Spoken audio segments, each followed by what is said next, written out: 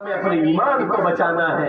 اپنے ایمان کو بنانا ہے، اپنے ایمان کو اپنے اعمال سے مزین کرنا ہے، اپنے گھروں کے ماحول کو بدلنا ہے۔ ہماری پیاری ماں اور بہنیں اگر ارادہ کر لے کہ ہمیں اپنے گھر کو ایسا گھر بنانا، اپنے گھر کا ماحول ایسا ماحول بنانا ہے کہ صبح سویرے اذان پر ہمارے گھر کا ایک ایک بچہ اٹھا کرے گا اور اٹھ کر کے نماز پڑھنا، قرآن کی تلاوت کرنا، سارے کاموں سے پہلے یہ کام کیا جائے گا اور دوسرے کام بعد میں ہوں گے۔ انشاءاللہ چند دنوں کے بعد ہی آپ اپنے گھر کے منظر کو بالکل بدلا ہوا پائیں گے۔ زندگی میں سکون ملے گا، راحتیں ملے گی، عافیت ہوگی، آپسی اختلافات اللہ دور فرمائیں گے قرآن کی برکت سے، نماز کی برکت سے۔ اس لیے ہمیں اپنے ماحول کو، اپنے مزاج کو اس حالات میں بہت زیادہ بدلنے کی ضرورت ہے۔ دوسری یہی بات میں نے عرض کی ہے، خدارا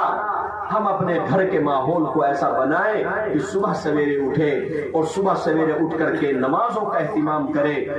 قرآن کی تلاوت کا اہتمام کرے، روزانہ پڑھے۔ اور تیسری اور آخری بات عرض کرنی ہے، وہی عرض کرنا ہے کہ ہماری جو نسل نو ہے، ہمارے بچے، اس سے پہلے بھی یہ بات کہی گئی، میں اس کا تکرار کر رہا ہوں، دوبارہ عرض کر رہا ہوں کہ جتنے ہمارے گھر کے اندر بچے، چھوٹے بچے جو اسکول میں جانے والے ہیں، جو مدرسوں میں جانے والے ہیں، ہم اپنے بچوں کو پڑھائیں، جو چاہے پڑھائیں، آپ کی اپنی مرضی ہے، لیکن ہمارے گھر کا کوئی بچہ اور بچی ایسی بالکل نہیں رہنی چاہیے، نہیں رہنا چاہیے جن کو قرآن کی تعلیم سے آشنا نہ کرایا گیا ہے۔ قرآن کی تعلیم، عقائد کی تعلیم، دین کی ضروری تعلیمات سے ہمارے بچے واقف نہ ہو، ایسا ہمارا کوئی گھر نہیں ہونا چاہیے،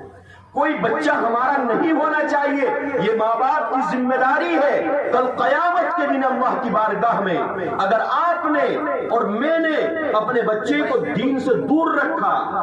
قرآن سے دور رکھا، نمازوں سے دور رکھا، عقائد سے دور رکھا، بس متاثر ہو کر کے اپنے بچوں کو ڈال دیا ہم نے اس لائن میں جس لائن میں پہنچ کر کے اسے عقائد معلوم نہیں ہوں گے، اسے دین کی خبر نہیں ہوگی، اگر ہم نے وہاں ڈالا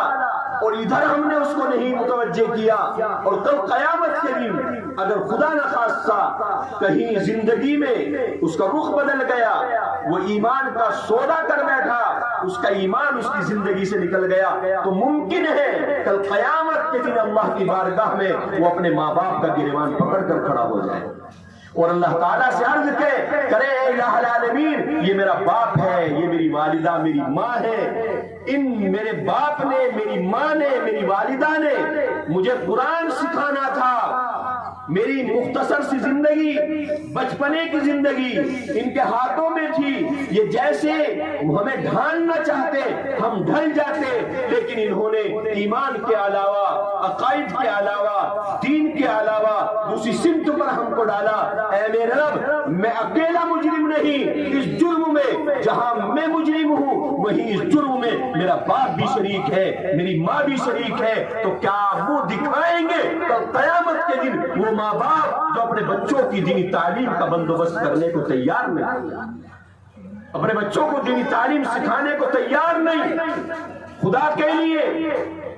ارادے نہیں، وعدے کریں ہمارے بچے اسکولوں میں جائے، انگلش میڈیم میں جائے، جہاں چاہے جائے، لیکن ہمارے بچوں کا کچھ نہ کچھ وقت ان مدرسوں میں لگنا چاہیے، ان مکتبوں میں لگنا چاہیے، ان علماء کی صحبت میں لگنا چاہیے۔ 24 گھنٹے میں 1 گھنٹہ صحیح،